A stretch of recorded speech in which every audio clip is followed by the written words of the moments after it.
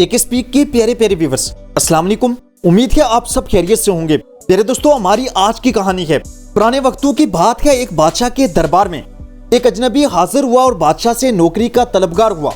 बादशाह ने जब उसकी काबिलियत पूछी तो उसने कहा कि वो सियासी आदमी है।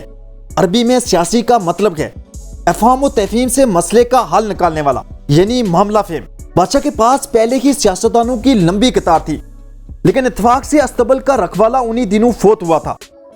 चनाचे बादशाह ने उसे अपने खास अस्तबल का रखवाला बना दिया। कुछ दिन बाद बादशाह ने उस शख्स से अपने सबसे अजीज घोड़े के बारे में दरियाफ्त किया तो उसने कहा यह घोड़ा नस्ली नहीं है। बादशाह ने वो घोड़ा इतनी माल और जर देकर खरीदा था।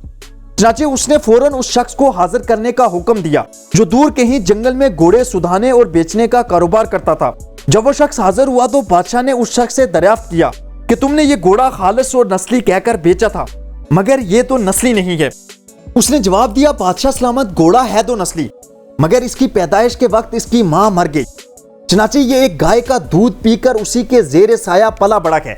सारा बचपन इसका उस गाय के साथ ही गुजरा है। बादशाह ने उस शख्स को रुखसत किया और अपने अस्तबल के रखवाले से पूछा, तुम्हें कैसे पता चला है ये घोड़ा नस्ली नहीं है? उसने जवाब दिया कि जब ये घोड़ा घास खाता है तो सर नीचा करके गायों की तरह खाता है, जबकि नस्ली घोड़ा घास मुंह में लेकर सर उठा लेता है। बादशाह उसकी फरासत से खासा मुतासर हुआ और इनाम के तौर पर उसके घर में अनाज, घी और भुने दुम्बे और परिंदों का आला गोश्त बतौर तोहफा भेजा। उसको अब मलका के महल में तैनात कर दिया गया। कुछ अरसा गुजरने के बाद उसने मलका के बारे में राय मांगी तो वो कहने लगा, इनके तौर और अतवार तो मलका जैसे हैं, मगर ये शहजादी यानी किसी बादशाह की बेटी नहीं है। यह सुनकर बादशाह के कदमों तले से जमीन ही निकल गई, क्योंकि मलका तो एक बादशाह की बेटी थी। बादशाह ने फौरन अपनी सास मलका को बुलाया और मामला उसके गोश गुजार किया। बादशाह की सास ने उसे जवाब दिया, हकीकत यह है कि तुम्हारे बाप बादशाह ने मेरे मियाँ से अपनी बेटी की पैदाइश पर ही उसका रिश्ता मांग लिया था, लेकिन हमारी बेटी तो 6 माह की होते ही फोत हो गई। चनाचे हमने तुम्हारी बादशाहत से करीबी तल्लुकात कायम रखने के लिए एक बिन माँ बाप की बच्ची को लेकर पाला और बेटी बना लिया और उसकी परवरिश करके तुम्हारे साथ उसकी शादी कर ली। बादशाह ने मसाहिब से दरियाफ्त किया कि तुम्हें कैसे पता चला कि मेरी बीवी शहजादी नहीं है? उसने कहा कि मलका का सलूक खादमों के साथ ठीक नहीं और शहजादियां ऐसा नहीं करती। बादशाह मसाहिब की फरासत से मजीद मुतासर हुआ और बहुत सा अनाज और भेड़ बकरियां बतौर इनाम दे दी और उसके साथ साथ उसे अपने दरबार में तैनात कर दिया। कुछ अरसा गुजरने के बाद उसने उसी मसाहिब से अपने बारे में पूछा तो मसाहिब ने कहा, अगर जान की अमान पाऊं तो अर्ज करूं। इस कहानी के आगे बढ़ने से पहले अगर आपने अभी तक ये हमारी वीडियो लाइक नहीं की तो कर दें। न्यू आने वाले नाजरीन एक स्पीक को सब्सक्राइब कर दें और बेल आइकन पर जरूर क्लिक करें, यह आपका हमारे लिए सबसे बेहतरीन तोहफा होगा। बादशाह ने फौरन जान की अमान का वादा कर लिया तो मसाहिब कहने लगा, ना तो आप किसी बादशाह के बेटे हैं और ना आपका चाल चलन बादशाहों जैसा है। यह सुनकर बादशाह की सीटी गुम हो गई। अमान का वादा ना दे चुका होता तो जरूर वो मसाहिब आज जान से जाता।